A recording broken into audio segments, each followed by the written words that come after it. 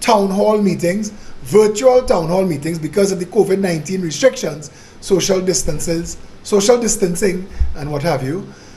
But welcome all the same. All of the speakers spoke tonight with fire. We are on the ground. We are dealing daily with the citizens of Trinidad and Tobago in all of the 28 constituencies that we are contesting, and from others that people are contacting us from, trying to get assistance, trying to get help. Today, I was following up an issue in Diego Martin Northeast, where I am the candidate that I was dealing with for all of the weekend. Matters pertaining to abandonment by the regional corporation, abandonment by the member of parliament. People's number one complaint this election is that they don't see their member of parliament. Nowhere, no time, no how. And if they see them, it's for a stunt. If they see them, it's for politics. Cheap politics that's not benefiting nobody.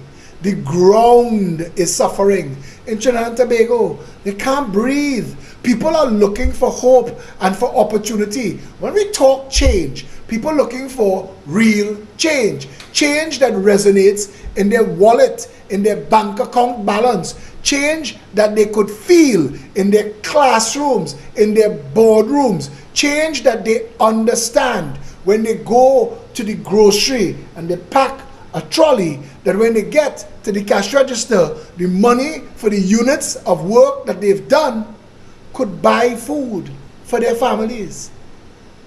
But that's not going to happen with more stunt politics. We've been getting stunt politics for the past 20 years. Thank God for the silver lining of COVID-19 that prevented the deep pocket financiers from pumping millions of dollars into platform stunts all through the country. We would have seen people flying through the air by now. Anything to distract you. The two other parties, the red crew and the yellow crew, they're not knocking on your door to talk policy to you. They're knocking on your door with trailer trucks of music blaring and jamming at you, so everybody can take a little chip and a little wine, and they can hand you a piece of paper that means nothing, because the last election's piece of paper meant nothing. But the Progressive Empowerment Party is trying to be that real change. When we tell you, when we make a promise to you, we're hearing one side making the wildest of promises. 50,000 jobs. 50,000 jobs where? You can't just say 50,000 jobs. You have to be able to say 50,000 jobs broken down, 10,000 in agro-processing, 10,000 in shipping, 10,000 in assembly, 10,000 in construction. Where are these jobs? And when you say agro-processing and shipping and construction, still not good enough. You need to be able to drill down and show us and take us along the path. Teachers used to say when we were small, show us your work. Don't just make wild promises anymore. We've been there for too long. All we've gotten in exchange for all of those fancy words for all of these years is fooled. We've been fooled. We've chosen red, we've chosen yellow, we've chosen red, we've chosen yellow. And all we've gotten for all of that in the last 20 years alone, we've spent $1 trillion, but not on the people. Because the people's lives have not improved. The cost of living has gone so far away from earnings that people are hustling to survive on a daily basis. One job per person has become two parents working multiples of jobs just to keep the roof over their children's heads. That is insanity in a country this wealthy. And even if they've already stolen all of our money, this country is so blessed, it is so rich in raw and natural resources that if we had a real government in office that understood that food independence would bring the price of food down and the cost of living within reach. That if instead of having to pay a rent, the average person was paying a mortgage on their own home, they could be putting aside equity to leave to the next generation, developing wealth throughout the communities. If we had a government that understood that what people needed right now in their lives is that their children's young lives, their youth not wasted in failed schools. 7,000 of the 20,000 children that do SEA every year, in the 5 years that follow SEA, 7,000 of those children, on average, fail or flunk out of a broken system. We have a prestige school system that rewards a small handful of our nation's youth and leaves the rest to become French fry packers, baton twirlers, hustlers, and criminals. We've created a pipeline straight from the classroom to the jail cell. And no one is being held to account. Because every election is red nonsense, yellow nonsense, stunt, bacchanal, finger point, and nothing comes of it. We've built a rogues gallery from Sam P. Wallace and Johnny O'Halloran and Francis Privat, and names and names and names. I could call Malcolm Jones' name, he dead. I could say Patrick Manning, he in the ground.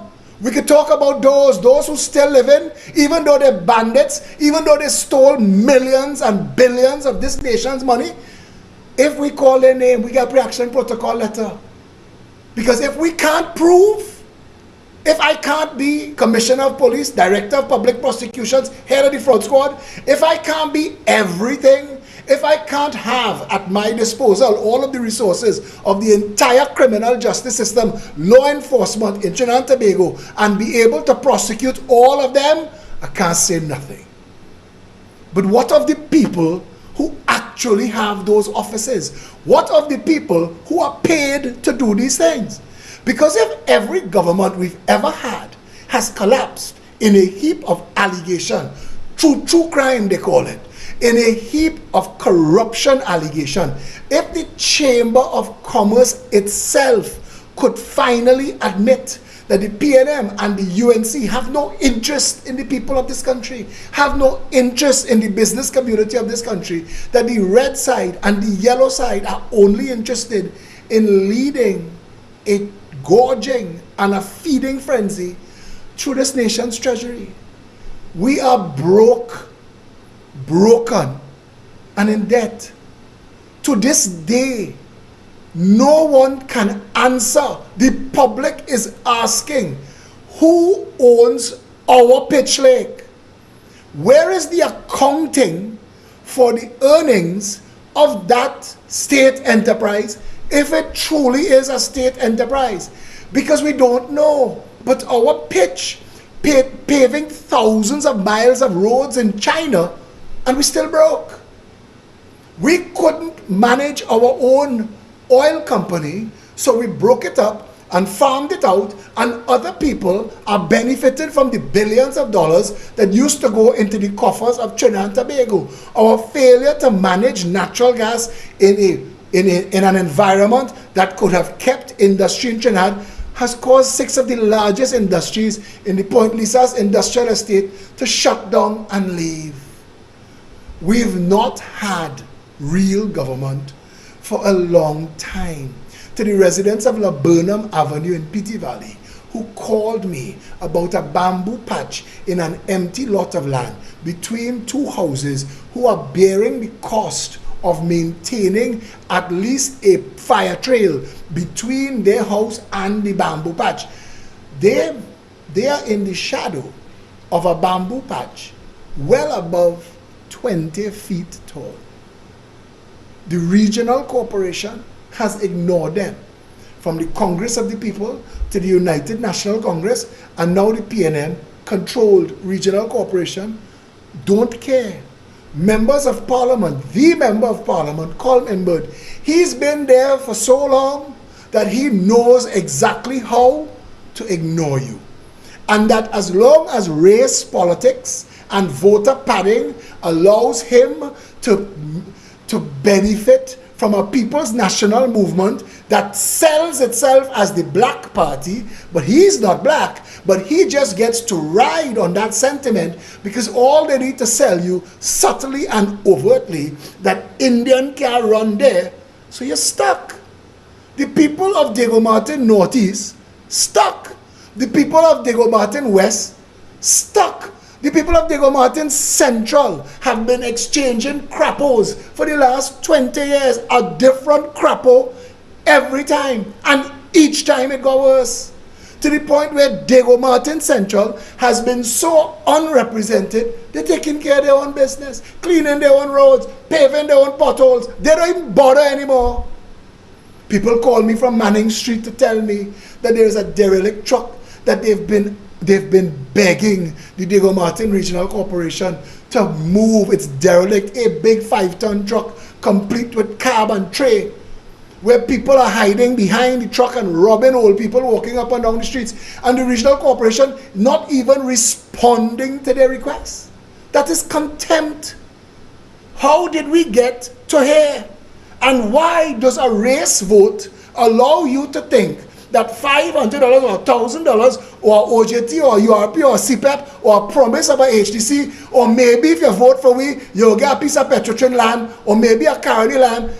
How does that translate to people in this country thinking that that's going to work for them and their loved ones in the future? At what point did we lose our self-respect? At what point did we lose our national identity? At what point did we lose our personal integrity so that at election time we could be made into dancing fools for a jersey, a sandwich, and a juice? At what point did that happen? And how do we reverse that?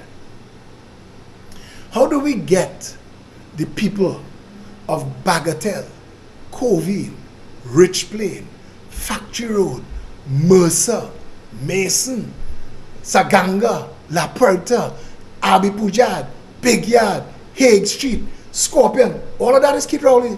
All of those communities are at risk, hotspots, failing communities, communities that need real urgent attention from government.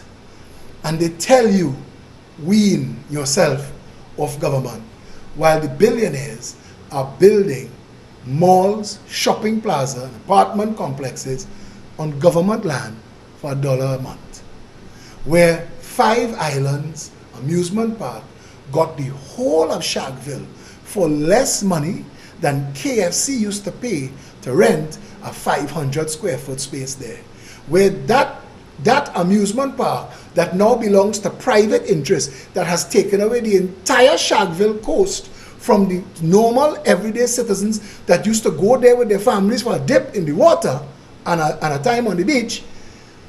It costs less to them, to us, to receive. We get less than the car park used to make. How did we get here? And how are people accepting when a member of parliament and a government minister could tell them, wean yourself off government. Government's job is not jobs, it is not street lights, it is not roads. So what is government's job? The well-being of each and every citizen is the reason for a government. Fitzgerald Hines is a madman, and that people took that nonsense.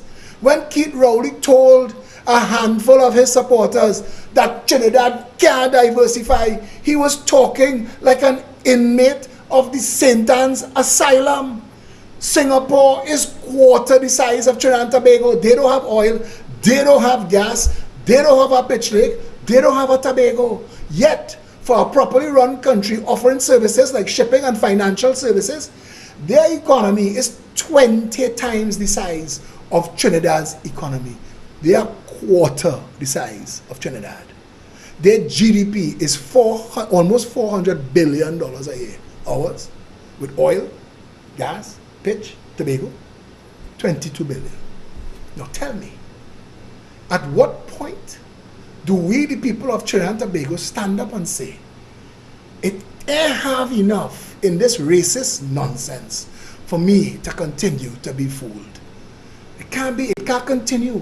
Because even if I chose myself to waste my life 5-year chunks of incompetent corruption, racist, tribalism, nonsense governance at a time, even if I was okay to do that for my lifetime, what about my children? Do I want that for them? Every single time the rain falls in Trinidad and Tobago, All of that rain should be captured and diverted, if not to the reservoirs, to holding ponds, retention ponds, lakes, dams, what have you, so that we could have water to use. And you have water 24 hours a day. But we don't. We have a government that has designed a water system that washes the rainwater out to sea. And then we spend $500 million a year desalinating seawater. If you hear those two things and don't realize how insane it is to be voting these corrupt people into office, because their plans make no sense. No sense at all. I have asked, how does a ribbon of tar separate Fatima College from Mokorapo, and one be a prestige school and one be failed? I have asked, if it is the same Ministry of Education, if it is the same curriculum, if it is the same teachers training, the teacher pool from the teachers training college, if it is the same funding, how does one do better than the other? And the SEA is just child abuse. The SEA has been created in this country when we did not have enough school places, so it was an actual competition. Some were going to fail. Failing means there aren't enough school places, some people just not going to get into school. But we have all the school places we need now. So why would the same Ministry of Education, with the same pool of teachers, from the same teacher training college, and the same curriculum with the same funding, have prestige schools and failed schools? And why would our system of education abandon our children until 5 years down the road? You do SEA now, you do CXC then, and we find out what you did with your youth. More insanity. Everywhere you look, we have pristine, fertile land in this country, growing razor grass, waiting on approvals for friends, family, and financiers of the PNM and the UNC, who have secretly awarded each other large tracts of formerly Caroni and now Petrotrin land. While this election is going on, the government is trying to sell all of the lands vested in CL Financial and Colonial Life, CLICO. But those lands belong to us. Until the CLICO debt is paid, it belongs to the people of Trinidad and Tobago. And those lands should not be put on the market in such a clandestine manner. We should know, if you are divesting assets of a company that you took $20 billion from the public funds to bail out, you should be accounting to the people as to why you're selling it now. Not everything must be because we're on fire. At some point, we need a government that could sit down rationally, soberly, sensibly, and say, this is the mission, this is the plan, this is the goal, this is where we're trying to go, this is how long it will take us to get there, these are the steps it's going to take to accomplish that, this is how much it's going to cost, and we could give you measurable metrics, timelines, budgets. We could tell you 3 months in, 6 months in, 9 months in, along this journey, where we should be and what we should have accomplished. And you should be able to ask, are we ahead of schedule? Are we behind schedule? And what's going on? Are we on budget, under budget, over budget? What's going on? You shouldn't have to wait until Taruba has a roof to find out that Taruba is costing us 10 times what it was budgeted. We were supposed to get 10 Taruba stadiums for the money that was spent. There is a level of insanity in the incompetence that we allow. There is a level of madness in the way Trinidad and Tobago is run. We, the people of this country, it falls to us. It can no longer be a racist argument. I Indian, so I vote in so. I black, so I vote in so. It could no longer be that. Because for as long as that continues, when the Indians are in power, the same contract mafia that looting the country when the black party in power, looting still. It's the same names calling. And a next 5-year chunk of your and your children's life gone. So tell me, is this good enough? Where else in the world would you have a country run by something as silly as the race of a person's skin, the color of a person's skin and their race determining who is in government? And what I find remarkable is that the contract mafia that has been stealing this country's trillions of dollars, they're not racially divided. They are equal opportunity offenders and abusers. And if they could get together to steal and run rampage through our country, why can't we, the people of Trinidad and Tobago, unite ourselves for a real cause, for real change, for our country, for ourselves and for our children's future? It is not too late for Trinidad and Tobago. Our water policy, capture, hold, treat, distribute, will save us billions, will get you to pick up the water tanks in your yard and dispose of them, get rid of the water tank, water pump, save that entry on your electricity bill, because you'll have water in your taps 24/7. No longer you'll have to wait 4 o'clock in the morning, you're hearing water falling in the tank, you're waking up the whole family, time to mop floor, time to wash clothes, time to wash wares, time to flush toilets, because you want to use water while it's in the tap, so that when the tank full, you have tank water. That's what we've become. People who have been squirreling away and guarding water in a country that gets 100 times the water it needs falling from the sky for free, and we waste it. For how much longer are we going to waste our children's futures in a failed education system? How much longer will we continue like rats on a treadmill, working to pay inflated prices to the food importers because of our fertile lands being sold to cineplexes and malls and housing projects when they should be growing food for local consumption and export? How much longer are we prepared to sit idly by and allow these two corrupt, racist, divisive parties to lead us astray?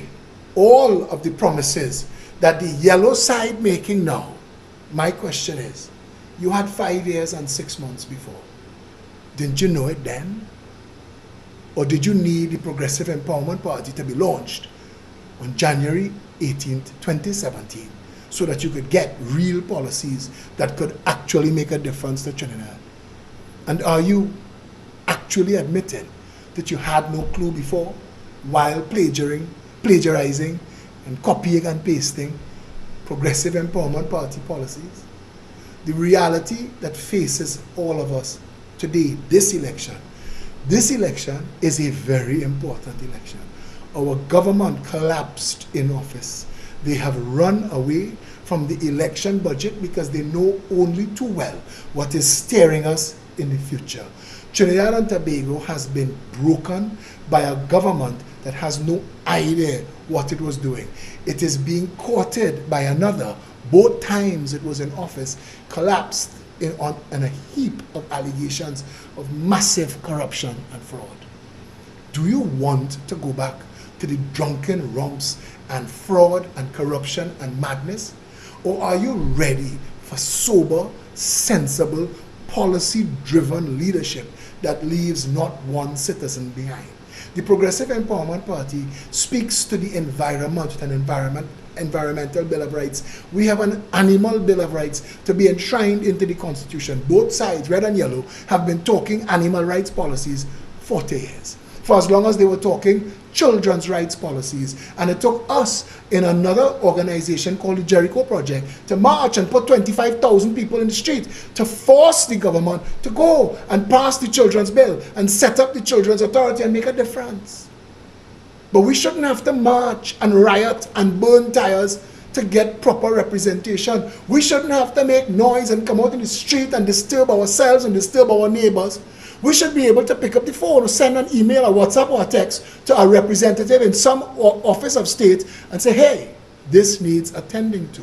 Like the people in Lotion Road in Petty Valley, who the silt at the bottom of the concrete drain is so thick now that if rain falls heavier than normal, it is going to flood their homes. Trinidad and Tobago, I speak now for Diego Martin Northeast, but if you give us the volume of seats that you could, we have 28 candidates, and if you vote every one of them into office, I could also be your prime minister. And I want to tell you something. We've elected people to office with more degrees than a thermometer, and all we've done is dug ourselves a hole. Sensible, sober leadership is what this country needs now. It's not just time now. It's time for real change. if what you want is a better country for you and your family, this election, August 10th, 2020, you, like all of us, each of us, one vote at a time together, have to go out in our numbers to save TNT and vote PEP. Thank you.